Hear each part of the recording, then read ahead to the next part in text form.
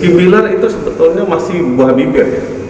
Rizky Bilar dengan apa namanya kasus yang sebelumnya, Rizky Bilar sendiri itu sebetulnya adalah calon yang memang akan menggantikan, ya gampangnya jadi buah bibir orang banyak.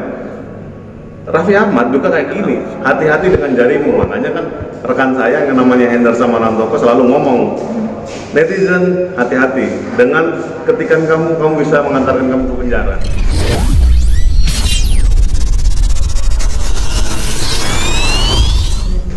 Ya, menurut saya pribadi memang itu memang tidak lain adalah upaya dari para artis atau netizen itu untuk ya kayak dulu pertama kali ya, saya kasih contoh dulu yang mencuat perkara yang paling awal adalah perkaranya Bella Sofie dulu, yang ketika dia akhirnya ribut kan dengan netizen yang di Medan.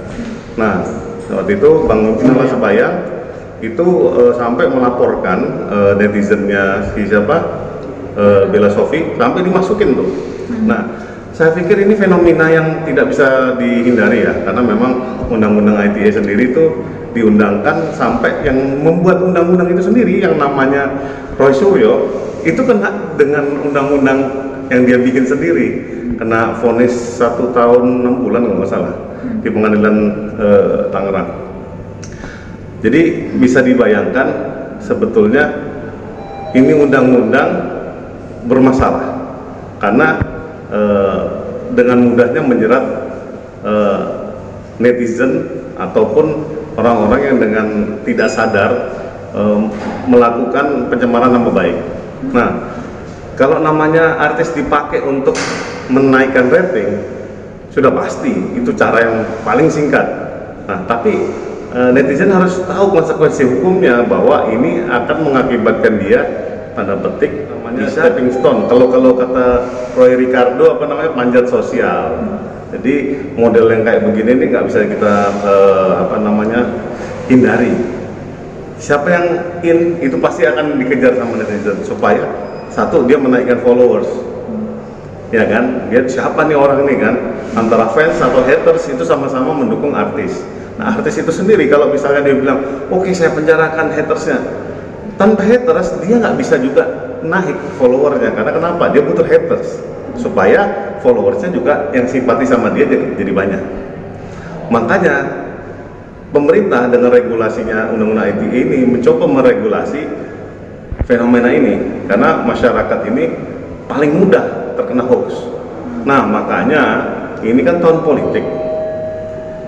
Ini tahun politik, artinya semenjak tahun ini sampai 2024 itu mesin politik lagi hot-hotnya. Makanya kenapa hoax harus benar-benar diredam. Contohnya perkara Nikita Mirzani, ya kan, dia mencoba melawan, bahwa dia nggak mau ditahan lah, nggak mau ini segala macam. Kasus pencemaran nama baiknya sama Polres Serang dihajar untuk ditahan. Karena kenapa? Dia takut mengulangi perbuatan, merusak tatanan lagi yang tidak diinginkan oleh masyarakat umum. Contoh, kenapa nanti hakim dengan eksepsinya dan segala macamnya itu menolak?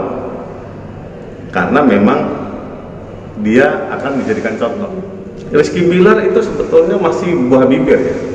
Rizky Bilar dengan kasus yang sebelumnya, Rizky Bilar sendiri itu sebetulnya adalah calon yang memang akan menggantikan, ya gampangnya jadi buah bibir orang banyak. Raffi Ahmad juga kayak gini sebelumnya. Nah, sebetulnya jejaknya si Rizky Bilar ini bisa mengikuti Raffi Ahmad kalau dia memang benar-benar pintar ya.